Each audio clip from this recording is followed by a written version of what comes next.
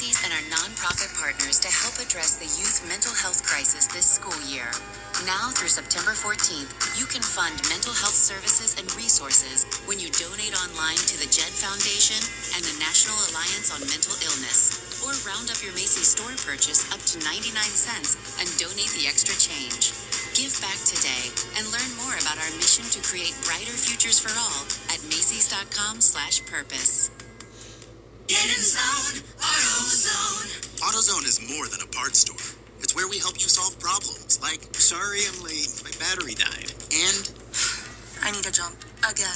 At America's #1 battery destination, you can find the right battery at the right price with options starting at only $89.99. And we offer free battery testing and charging whenever you need it. Get the parts and help you need to get the job done right at AutoZone. Get in zone, AutoZone. Restrictions apply.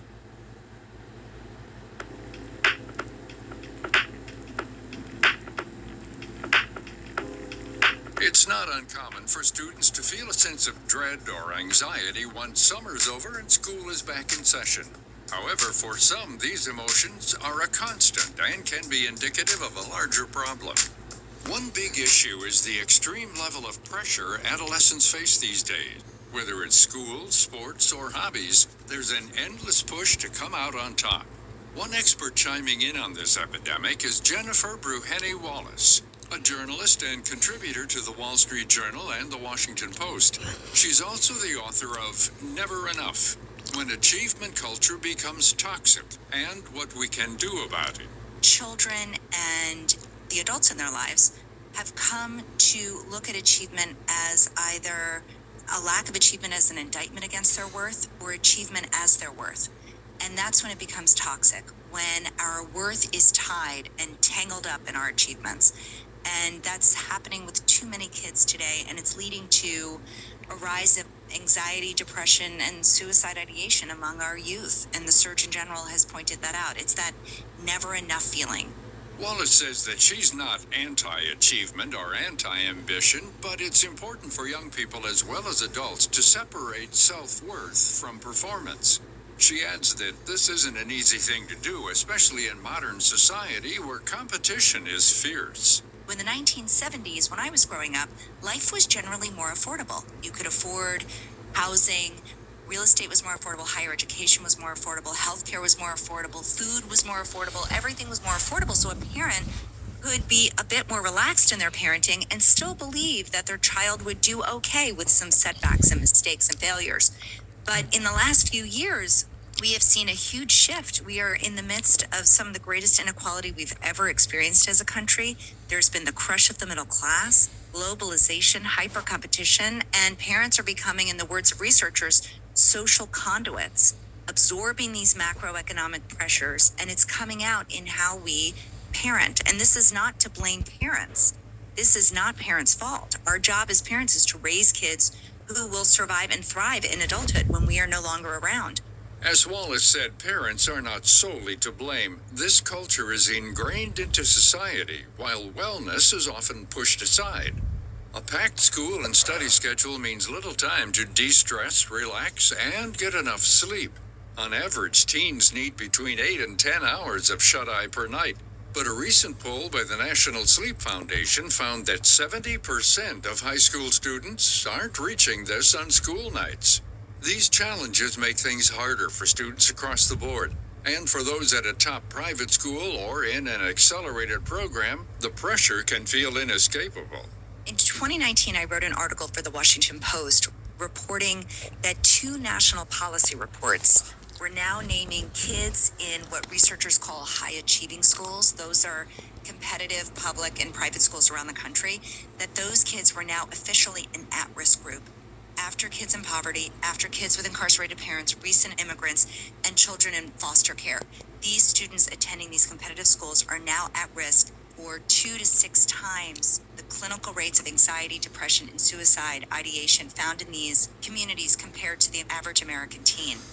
And so, these kids who are given all of these opportunities, it was really startling as both a parent and a researcher to see that these kids were now officially at risk. Wallace reminds us that there's a healthy balance between encouraging adolescence versus promoting toxic achievement culture. She recommends looking inwards and asking these 4 important questions. One is to look at your child's calendar.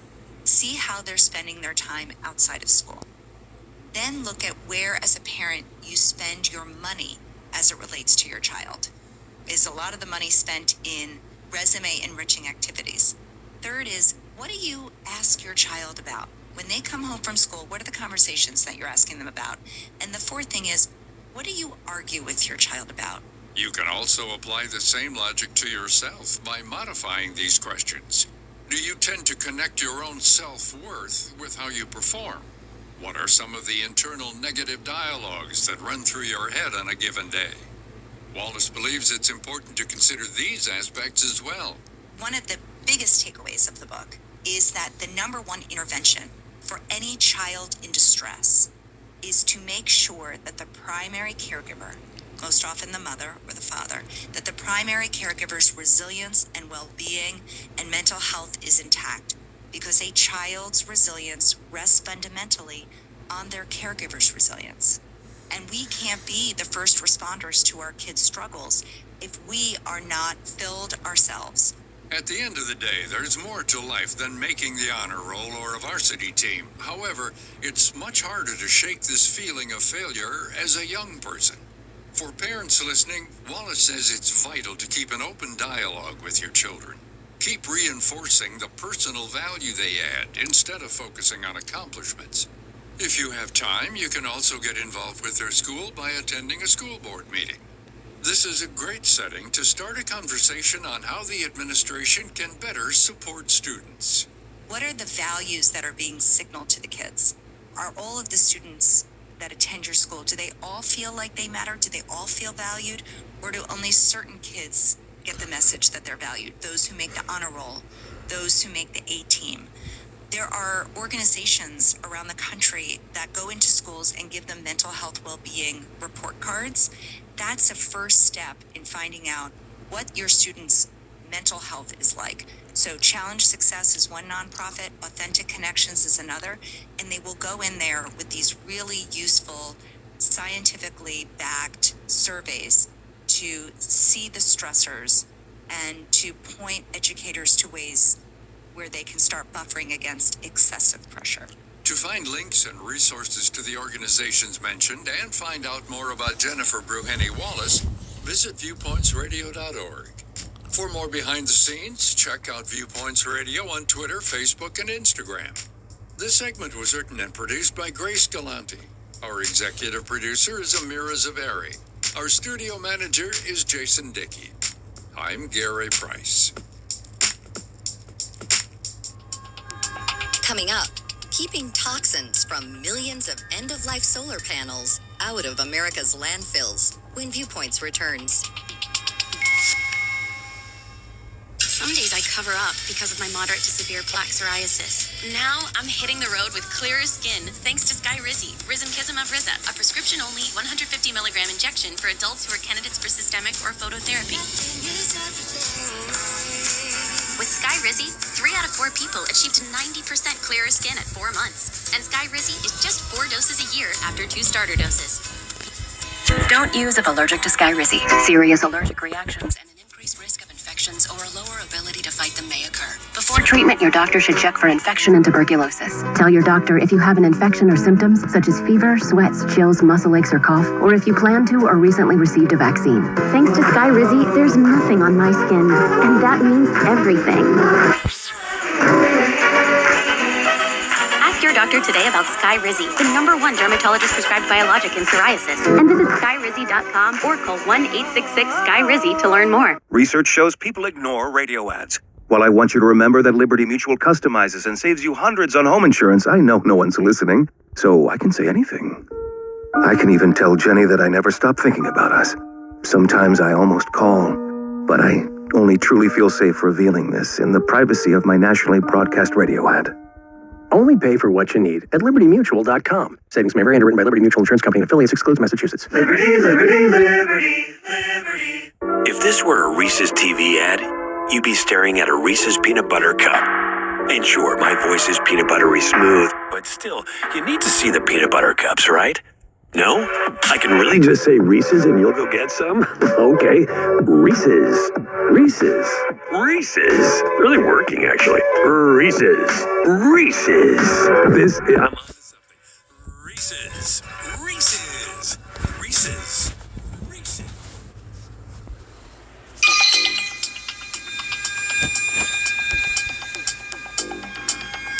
If you did any long-distance driving this summer, you probably passed dozens of corn and soybean fields. But you may have also seen quite a few solar farms. From a distance, it looks like endless rows of hundreds of jet black panels aimed at the sky. According to the Department of Energy, solar power is the fastest growing source of electricity in the U.S. It emits no carbon into the atmosphere, and many experts say it's safer than nuclear power. Across the country today, there are about 500 million photovoltaic, or PV, panels up and running. At an annual growth rate of 21%, you can expect to see even more solar farms filling rural landscapes as well as on rooftops of residential homes around your neighborhood. However, there's one problem that manufacturers and policymakers are just beginning to address. Once these panels are deemed unusable, they more often than not end up in landfills, where they end up spewing toxic waste that's harmful to humans.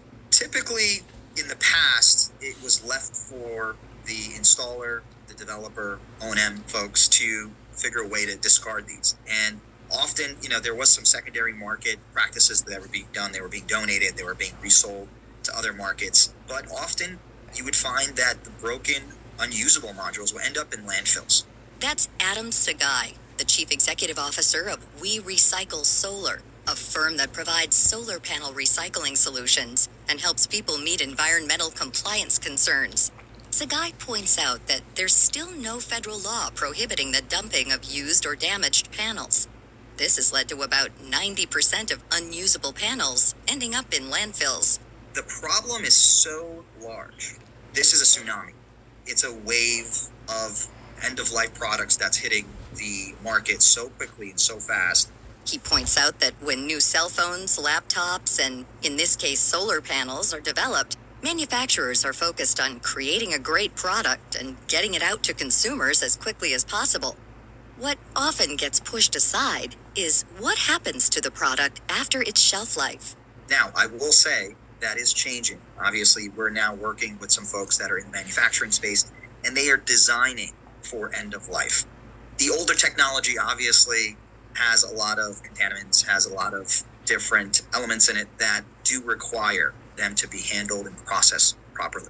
To that end, businesses like We Recycle Solar and others are collecting these damaged solar panels and recycling them. Typically, you have some of this material that has cadmium and lead in the construction of the panel, but if treated the proper way, it's not a problem. It's when it goes into the landfill that it may leach into the water supply and the soil, which creates the problems that we are trying to avoid.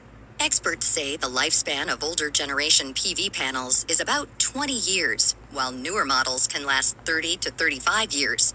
Most of the 500 million panels now in use were installed after 2016, so they still have plenty of life in them. By the time they need to be retired, experts say many more recycling options will be in place. But Sagai argues that there needs to be an intentional push to build out this industry.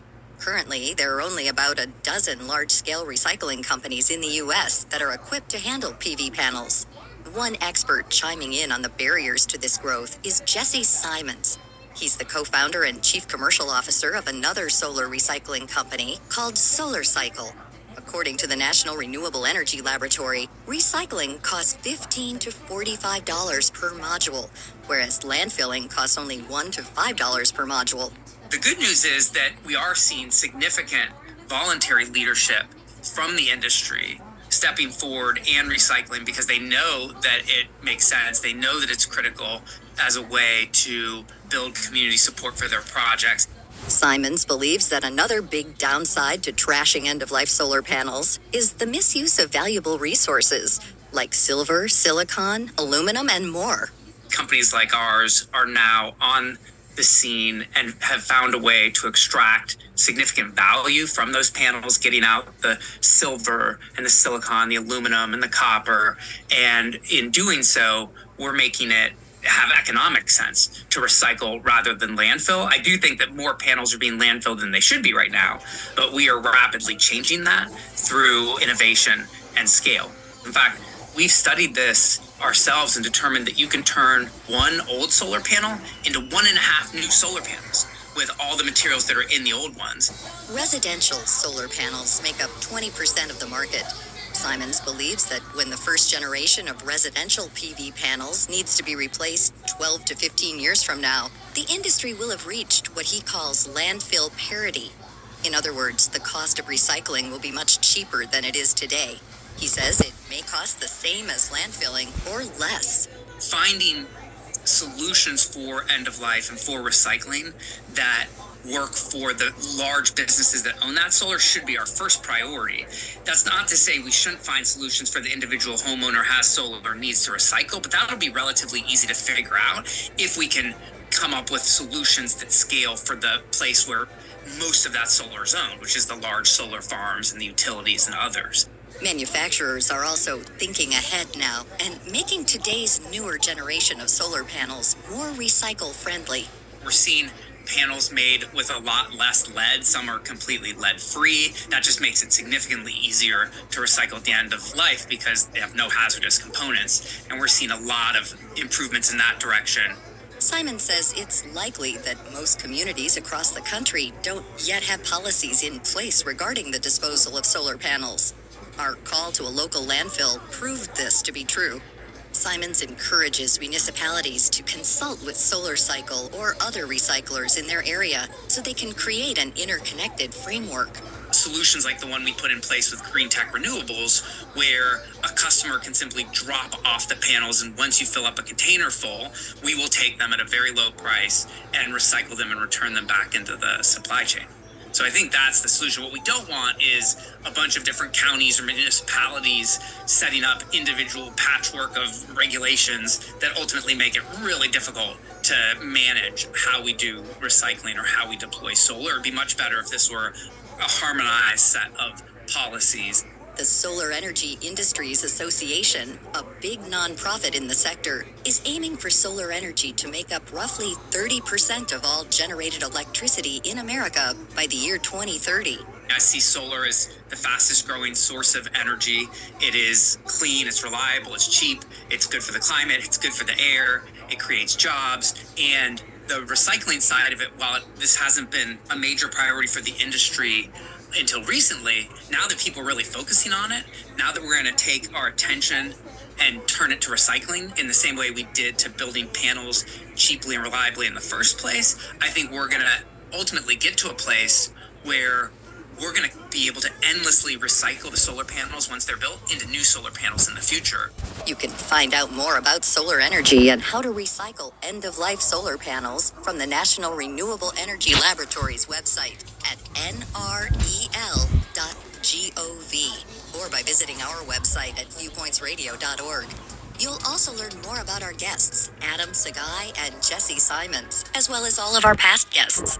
This segment was written and produced by Polly Hansen. Our executive producer is Amira Zaveri. Our studio manager is Jason Dickey. I'm Marty Peterson. Viewpoints returns. I can't wait for what's next.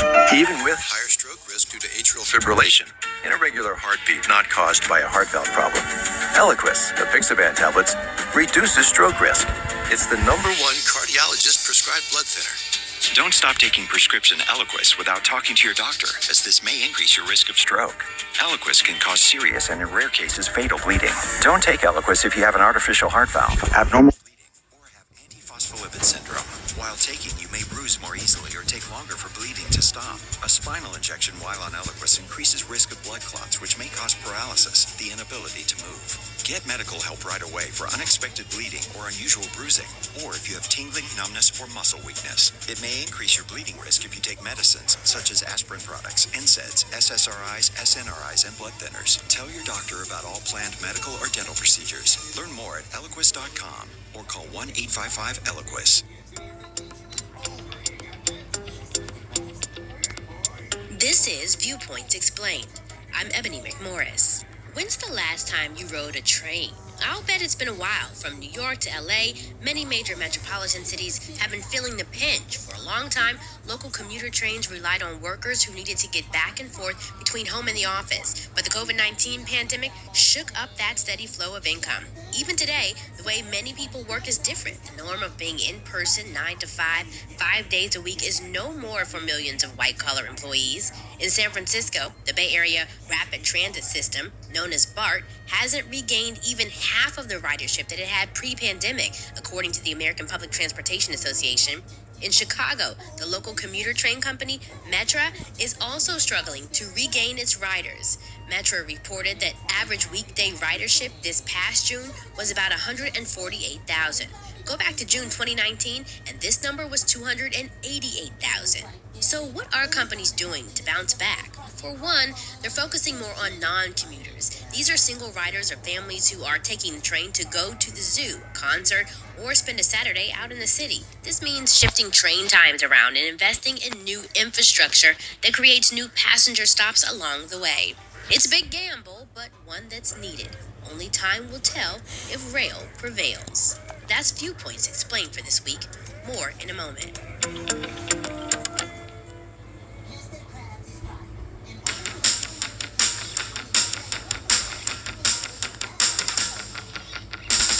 Welcome to Culture Crash, where we examine what's new and old in entertainment.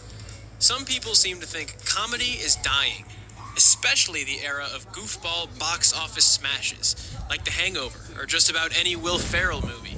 Some comics, most notably the famed stand-up Dave Chappelle, blame the rise of so-called cancel culture, arguing tiredly that you just can't make jokes like you used to without offending anyone. But if you look closer, I'd say that comedy is really everywhere, and it may be funnier than ever before. Comedy used to more or less exist within its delegated spaces where it was okay to be funny, where it was encouraged to laugh. In the physical sense, this meant comedy clubs, open mic nights, and improv theaters. In the ephemeral world of TV and film, sitcoms like Seinfeld, sketch shows like Saturday Night Live, improv shows like Whose Line Is It Anyway, any late-night talk show, and of course, those laugh-out-loud movies I mentioned before. But now, humor seems to be ingrained in almost every piece of entertainment we consume, and the lines between what's comedy and what's not are further blurred.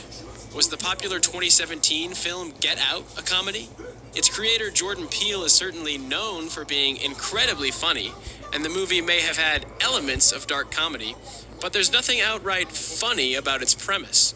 What about Barry, the hit series created by and starring former SNL cast member Bill Hader? Or The Bear, which won awards in the comedy category? Ultimately, it's up to your interpretation, but there's no denying that the influence of comedy has stretched far beyond its original boundaries when it comes to movies and TV. Turn to social media, and the genre is even more ubiquitous. X, or the site formerly known as Twitter, has essentially been a joke-writing workshop since its inception, but instead of laughs or applause, retweets. On other platforms like TikTok, young users who probably consider themselves content creators over comics have a knack for creating what are essentially super short comedic sketches. What's the difference between these and, say, an SNL sketch? Other than their budget and length, surprisingly little. But short videos aren't the only form of instant comedy.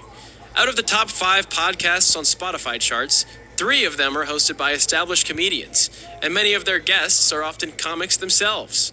While these podcasts are different from improv comedy, where actors make up characters and storylines on the spot, they still tend to be unscripted. The guests also riff on and build onto each other's jokes, essentially improvising the entire time. Even stand-up, the what's the deal with airline food form of comedy, that nearly became a punchline itself, seems to be having a renaissance. Scroll through TikTok, Instagram Reels, or YouTube Shorts, and you're sure to come across stand-up clips from legendary comics to up-and-comers. And streaming services have taken notice too. Many are investing heavily in feature stand-up specials from top comedians. So, while comedy may be harder to define and more absurd than ever before, it's certainly alive and well. You just may have to look in different spaces than before. I'm Tabor Brewster. Join Macy's and our nonprofit partners to help address the youth mental health crisis this school year. Now through September 14th, you can fund mental health services and resources when you donate online to the JED Foundation and the National Alliance on Mental Illness. Or round up your Macy's store purchase up to 99 cents and donate the extra change. Give back today and learn more about our mission to create brighter futures for all at Macy's.com/purpose. She's so smooth, so... I'm interrupting my own shower to remind you to treat your skin like the queen she is with Olay Hyaluronic Body Wash. Packed with Olay's highest level of vitamin B3 complex. It's so moisturizing that it will give you visibly smoother, head-turning skin in just 14 days. People wondering, how'd she get so smooth? Olay Hyaluronic Body Wash. Also, try Olay Hyaluronic Body Lotion. And that's Viewpoints for this week. Follow us on Twitter, Facebook, and Instagram to learn more about upcoming shows and find a library of past programs on Apple Podcasts, Google Play, and Spotify. Plus, you'll always find previous segments and more information about our guests at viewpointsradio.org. Join us again next week for another edition of Viewpoints.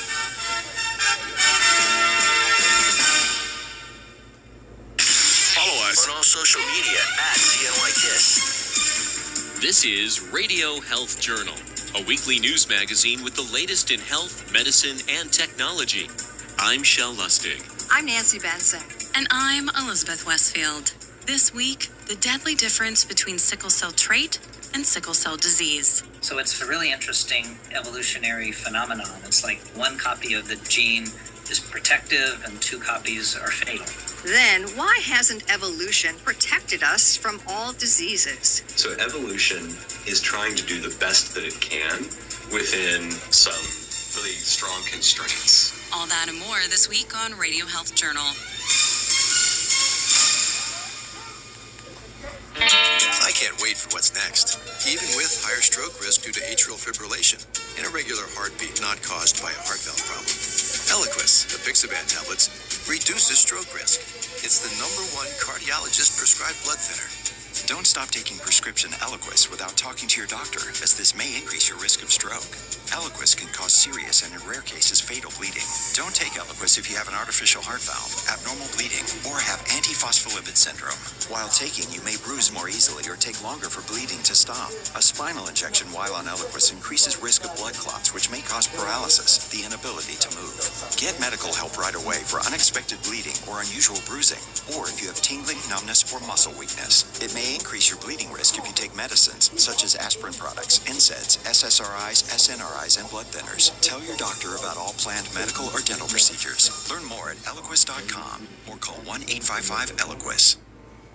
Never forget, every pro wants just a beginner who never stops fighting. Malaria is a serious disease that's passed to humans through mosquitoes. The CDC reports that 627,000 people died from the illness in 2020, and most of those cases were children in sub-Saharan Africa. While it impacts populations around the world, Dr. Russell Ware, a pediatric hematologist, says it's a big issue in Africa, India, and Southeast Asia. Because it's such a killer, any DNA mutation that might have occurred that could allow you to survive malaria would continue and would be propagated. And so sickle cell trait is actually a mutation that occurred in multiple locations that confers a survival advantage against malaria. So sickle cell trait is a good thing to have if you live in sub-Saharan Africa. So that's why trait is so common there, because it's a good thing to have. It allows you to survive. However, serious issues arise when two people who both have the sickle cell trait create a baby. There's a 25% chance that their child will end up having sickle cell disease. So it's a really interesting evolutionary phenomenon. It's like one copy of the gene is protective and two copies are fatal. Ware is the director of hematology at Cincinnati Children's Hospital Medical Center and specializes in sickle cell disease. This umbrella term includes sickle cell anemia, which is an inherited chronic blood disorder that can result in death if left untreated. So sickle cell anemia is probably the worst disease that most people don't know about because it's an inherited genetic blood disorder that causes a lot of morbidity, pain, early mortality for Americans, particularly African Americans. The CDC reports that 1 out of every 365 African Americans are born with the condition. But even with 100,000 Americans being diagnosed, Ware says it's still a neglected disease. Dr. Grace Animo, a pediatric hematologist-oncologist, is hoping to change this pattern through her work with the American Sickle Cell Association. She says the first step is spreading awareness of the condition. It's one of the most common genetic diseases that we have here in the United States. And what happens is in this disorder, there is a mutation in the genes that govern the red cells, so that instead of the red cells that are being produced having a nice round shape, they tend to have a crescent shape, like a half moon. And this interferes with the activity and function. Healthy red blood cells are round and contain hemoglobin, which is a protein that carries oxygen to the rest of the body. But people with sickle cell have abnormal hemoglobin, which makes the cells form into a crescent shape that's hard and sticky. This change causes them to get stuck and clog blood flow, resulting in infections, pain, and heart issues. The sickle cells also die much earlier than healthy ones, causing a constant shortage of red blood cells. Animo specializes in sickle cell disease because of her personal experience growing up in Nigeria. I immigrated to the States from a country that has the highest rate of sickle cell disease. So I saw it in my family, friends, colleagues. It wasn't a mysterious disorder for me. So when she landed in Cleveland, Ohio, Animo jumped at the chance to work with the American Sickle Cell Association. So the American Sickle Cell Association is a Cleveland-based organization. And it has been in existence for at least half a century. So they have been here for a very long time. And their function is to provide a wide range of medical, social work-oriented services to individuals and families who have been diagnosed with either the sickle cell disease or the sickle cell trait. So they're going to provide confirmatory testing for sickle cell and other red cell related disorders. They're going to provide counseling to the affected patients and families and caregivers. They are going to follow this patient for life. Since it's a chronic disorder, patients will battle with sickle cell disease their entire life. The only known cure at the moment is a bone marrow transplant, but Ware says these procedures are rare. Instead, the illness is manageable with daily medication, just like for someone who has high blood pressure or diabetes. Up until recently, the only drug that was used is called hydroxyurea. It was identified almost 40 years ago, and it's an incredibly powerful, potent medicine to treat the symptoms and signs of sickle cell anemia. And it does it in a way that wasn't really predicted. It actually boosts a kind of blood element called fetal hemoglobin, and it reverts back to the way we make our blood when we're infants. And this protects blood against sickling. So it's a very powerful drug. It's very easy to take. It's an oral medicine, so you swallow the capsules once a day and you go on about your business. So it has a lot of attraction as a treatment, a therapeutic treatment for sickle cell. But sickle cell wasn't the first application for hydroxyurea. It was discovered more than 100 years ago and was initially used as a chemotherapy drug for leukemia. Scientists then realized its benefits in treating HIV before eventually getting hydroxyurea FDA approved for sickle cell. It was used at different doses, so don't think of it as hydroxyurea for sickle cell patients as chemotherapy. That's a big mistake that sometimes is made. We're not using it the same way. We're not using it for the same effect at all. So we don't want to call it an anti-HIV medicine. We don't want to call it a cancer treatment. We want to call it a sickle cell treatment. The dose that's used to treat sickle cell is taken once a day for many years. Ware says that there's almost no side effects to hydroxyurea when it's used to treat this disease. I've been treating some patients for well over 20 years with hydroxyurea. And the good news is it works just as well after 20 years as it did at the beginning, and it works just as well for infants and children as it does for adults, maybe even better. It's almost like taking a vitamin. You just gotta take it and go about your business. So it's more about remembering it. There's very few side effects associated with the dose itself. Which is wonderful because for decades it was the only option. A few new medications have been approved since 2017, giving patients and medical providers more choices for treatment. But just like with many other chronic diseases, treatments can be expensive. Ware and his colleagues recently published a study in Pharmacoeconomics that looks at the cost effectiveness of treating low-income patients with hydroxyurea. They set the study in the East African country of Uganda and reviewed the difference of patients taking a smaller and therefore cheaper dose of medication, the ideal dose that requires more blood tests or no treatment at all. Is it worth doing it? What if you have to do extra blood tests to get that better dose? What's the cost effectiveness of dose escalation in a poor country? And the answer there was clear too, that it was much more cost effective to increase the dose because any expense you had by taking a little more medicine or having a blood count done more frequently was more than offset by not being in the hospital. Ware says these results also translate to patients in America. Every study that's been done in the US that's looked at hospital charges and other things very much show that it's cost effective to be on hydroxyurea versus nothing at all.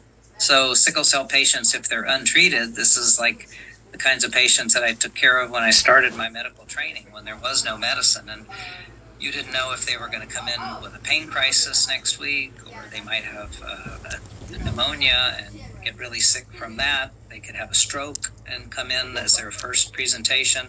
So children and adults with sickle cell who are not treated are not protected from any of the clinical events that happen.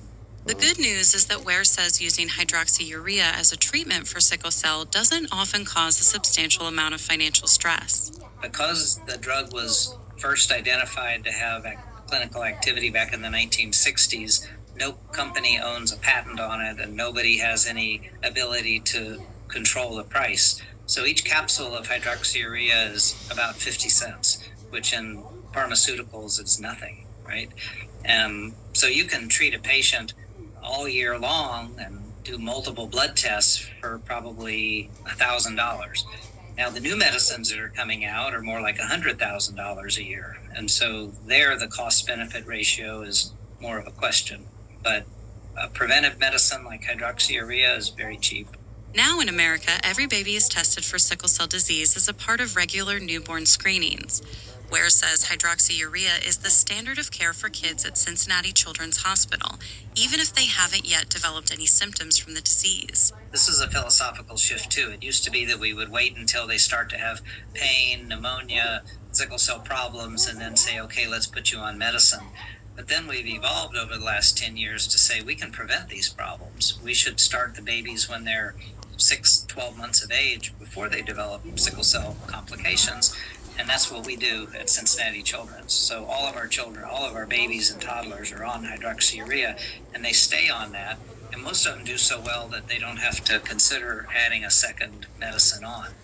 But in our opinion, every patient should be on hydroxyurea as the standard of care and optimize the dose. And then if they still need something, you could consider a second medicine.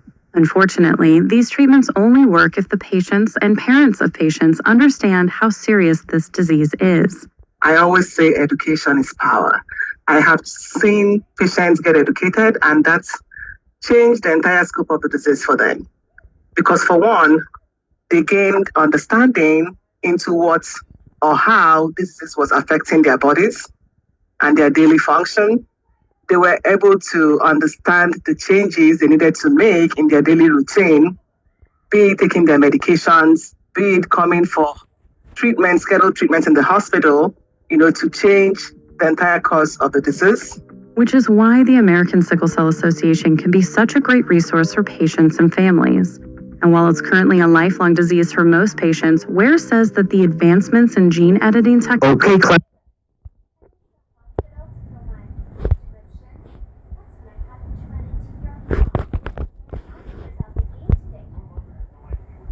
on our website, radiohealthjournal.org.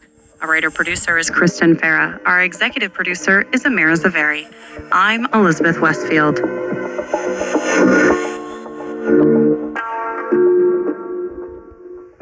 Coming up, is the success of humanity based on luck?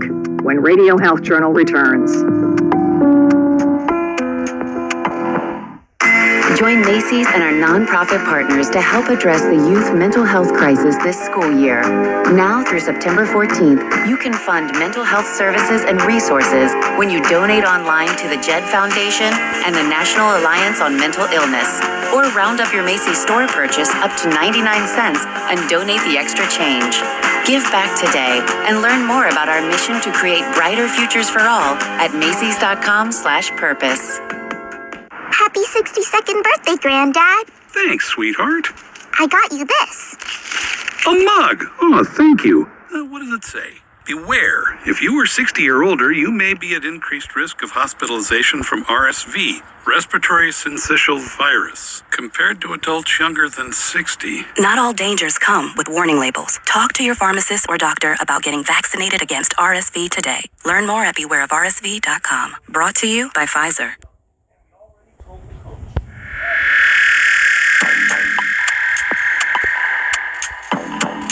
Last week, we explained how evolution protected populations based on their environment. Today, we're once again joined by Dr. Tony Capra, an associate professor of epidemiology and biostatistics at the University of California in San Francisco. He's breaking down how our ancestry is shaping the future of medicine, starting with the history of disease. To say that disease is a product of human evolution is correct, but may not give disease its due credit. In fact, the basis of genetic disease was created before humanity. And even after the rise of humans, we only became vulnerable to disease because certain evolutionary changes created an opening for infection. Our bodies are the result of really hundreds of millions of years of evolution. And so those systems and the relationships between them have been set up and evolved over hundreds of millions of years. And as we have adapted some of those systems, for example, our big fat heads and our upright walking, that's put certain strains on that body plan that, lead to kind of unique human potential for disease. For example, Capra says that the changes required of a female body to carry a pregnancy and give birth have led to a higher risk of certain conditions. It's a very, very delicate balance that humans have walked, and it still leads to many, many challenges and dangers of pregnancy. That's just one example where human-specific biology created this potential for new diseases that are less common or are not present at all in other lineages. But there are tons of examples like this where we have evolved and adapted, or even not adapted, but just evolved our way to certain traits that lead to or that expose weaknesses in our general body plan or in our physiology. And that's not only a human issue. The challenge of evolution has always been trying to find ways to protect us from the environment while working within the constraints of our physical bodies. Since this process has affected our genes over hundreds of thousands of years, Capra argues that we need to factor it in when tailoring a medical treatment to patients today. Anything that involves taking someone's genome and trying to better understand their risk for disease or response to a specific treatment really has to consider evolution. Because when we interpret a genome, we are explicitly looking at, I think as I said before, this is an evolutionary document. This is something that was shaped explicitly by the evolutionary process over the last several thousand years of our species in the sort of most specific way. And so that's the one place. If we're looking at genomes, we have to think about the ancestry and origins and interactions of the different pieces of the genome that a given individual carries. Though you may not expect it, the same gene can act differently from one person to another, which is why genomic precision medicine must include the evolutionary perspective, because this context is crucial to how the gene is expressed in each person. So, for example, if we look at many rare diseases that are caused by, a single mutation, often it turns out that if we look in diverse populations, we'll find people that have that variant that we think that causes the disease, but they're perfectly fine. And so this is an effect called variable penetrance. where basically the effect of that one genetic variant in one population may lead to a really severe disease. But in another population, because they have other compensatory changes in their genome, it may not. Capra says this perspective is needed at all stages of research, not just the ending treatment plan. In order for us to get a true understanding of how a drug or procedure might affect humans, our animal studies need to mimic us as close as possible. We really need to understand how the physiology of the mouse is similar and different to us. And in some ways, mice are very, very, very much like us and great models for studying treatments in humans. In other situations, for example, like pregnancy and reproductive traits, they're incredibly different from the way that gestation proceeds, from the way that they signal to their bodies that they are pregnant and then that it is time to deliver. So we would have a really hard time generalizing and testing treatments that we propose in human systems in a mouse system. And actually, if you think about the evolutionary history and the life history of different species, that would lead you to certain other organisms that are better models for that trait. After applying this evolutionary perspective, Capra says the next step is to specifically identify a person's race and ancestry, something he believes the medical field is only now starting to figure out. What exactly does it mean to be black or white or Hispanic?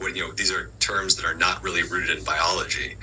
But there is also then this concept of ancestry that is where different individuals have inherited parts of their genome from individuals that lived in different parts of the world with different environments, different challenges. And those do shape the way that a given genetic variant or a given drug treatment may affect that individual. Meaning that it's not enough to look at a person's skin color and make a judgment call. By really getting into a person's ancestry, we can help personalize treatments to their specific needs.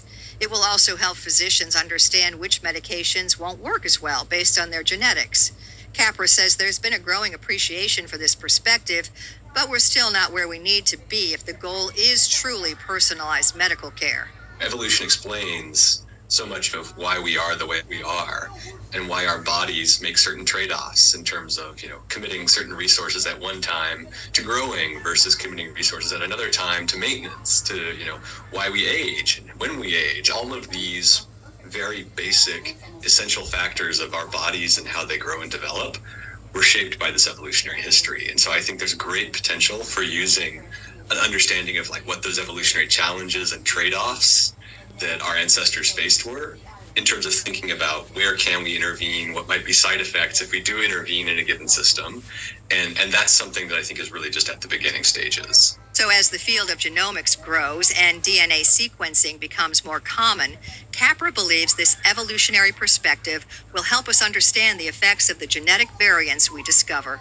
Almost all of the genetic differences that are present in modern human populations. So if we compared ourselves to one another and looked at all the places that differ, we could trace the history of those specific genetic variants back in time, but they're all actually really recent in evolutionary terms. You can find more information about Dr. Tony Capra and all of our guests on our website, radiohealthjournal.org. For more behind the scenes, follow Radio Health Journal on Facebook, Twitter, and Instagram.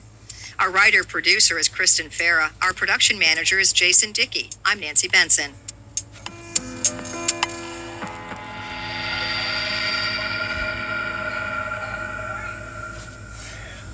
Radio Health Journal returns in just a moment. New research from the San Diego State University shows that daily strawberry consumption may be linked to improved cognitive function, lower blood pressure, and higher antioxidant capacity in older adults. The randomized clinical trial presented at Nutrition 2023, an annual meeting of the American Society of Nutrition, built on previous research demonstrating the cardiovascular, metabolic, and cognitive health benefits of strawberries. Sharon Hushmand, professor in the School of Exercise and Nutrition Sciences at San Diego State University, was the principal investigator on the study and added that she was encouraged that a simple dietary change like adding strawberries to the daily diet may promote cognitive function and improve cardiovascular risk factors such as hypertension in older adults. In addition to providing 100% of our daily vitamin C needs, strawberries contain heart-healthy nutrients like folate, potassium, fiber, phytosterols, and polyphenols. For more information on the health benefits of strawberries, visit CaliforniaStrawberries.com. I can't wait for what's next. Even with higher stroke risk due to atrial fibrillation, an irregular heartbeat not caused by a heart valve problem. Eliquis, the Pixaban tablets, reduces stroke risk. It's the #1 cardiologist prescribed blood thinner. Don't stop taking prescription Eliquis without talking to your doctor, as this may increase your risk of stroke. Eliquis can cause serious and in rare cases fatal bleeding. Don't take Eliquis if you have an artificial heart valve, abnormal bleeding, or have antiphospholipid syndrome. While taking, you may bruise more easily or take longer for bleeding to stop. A spinal injection while on Eliquis increases risk of blood clots, which may cause paralysis, the inability to move. Get medical help right away for unexpected bleeding or unusual bruising, or if you have tingling, numbness, or muscle weakness. It may increase your bleeding risk if you take medicines such as aspirin products, NSAIDs, SSRIs, SNRIs, and blood thinners. Tell your doctor about all planned medical or dental procedures. Learn more at Eliquis.com or call 1-855-ELIQUIS. Medical notes this week. Are tick bites messing up your diet? New data from the CDC shows that it's much more common than previously thought. As many as 450,000 people may have contracted alpha-gal syndrome from Lone Star ticks between 2010 and 2022. The disease causes an allergic reaction in people when eating red meat like beef, pork, or lamb. This tick is common in the eastern and southern parts of the U.S., and there's no cure or treatment yet for the syndrome. New technology can detect COVID-19 in just seconds. Researchers have developed a breath test that users simply blow into, then wait for quick results. Unlike nasal swabs and current at-home tests that take up to 15 minutes, the results for this device appear in less than a minute. Researchers think this rapid testing will be most useful in hospitals and other facilities where people live in close quarters, like nursing homes and college dorms. The work is published in Nature Communications. Is your child a picky eater or the victim of a chronic disease? Eosinophilic esophagitis is a serious disease that's more common in children than adults. It makes swallowing difficult and is caused by food allergies or airborne allergens. Fortunately, new research published in Nature Communications Biology suggests that blocking a pro-inflammatory immune system response is an effective treatment for children with this condition. And finally, do you really need an antibiotic? Antibiotic resistance is a growing problem, so using them only when absolutely necessary is the best option. A study published in JAMA found that 5 million children are prescribed antibiotics each year for sinusitis, a common sinus infection, but only about half of those prescribed see improvements. The researchers say many of these cases may be misdiagnosed and suggest that a nasal swab for bacteria could help reduce the number of unnecessary antibiotic prescriptions. And that's Medical Notes this week. I'm Shel Lustig. Join Macy's and our nonprofit partners to help address the youth mental health crisis this school year. Now through September 14th, you can fund mental health services and resources when you donate online to the JED Foundation and the National Alliance on Mental Illness, or round up your Macy's store purchase up to 99 cents and donate the extra change. Give back today and learn more about our mission to create brighter futures for all at Macy's.com/purpose. Research shows people ignore radio ads. While I want you to remember that Liberty Mutual customizes and saves you hundreds on home insurance, I know no one's listening, so I can say anything. I can even tell Jenny that I never stop thinking about us. Sometimes I almost call, but I only truly feel safe revealing this in the privacy of my nationally broadcast radio ad. Only pay for what you need at LibertyMutual.com. Savings may vary. Underwritten by Liberty Mutual Insurance Company and affiliates. Excludes Massachusetts. Liberty, liberty, liberty, liberty. And that's Radio Health Journal for this week. Follow us on Twitter, Facebook, and Instagram to learn more. And check Apple Podcasts, Google Play, and Spotify for a library of past programs. Plus, you'll always find previous segments and information about our guests at RadioHealthJournal.org. Join us again next week for another edition of Radio Health Journal.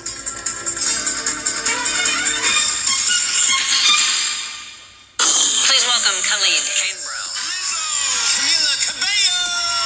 Bring it on. I need more hit music. Yeah, here we go again. Broadcasting from the Passalacqua & Associates Law Firm Studios, upstate New York's premier trial attorneys.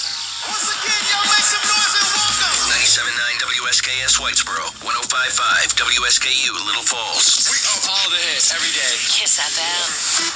Central New York's hit music station. 97.9, 105.5 Kiss FM. Get the rum.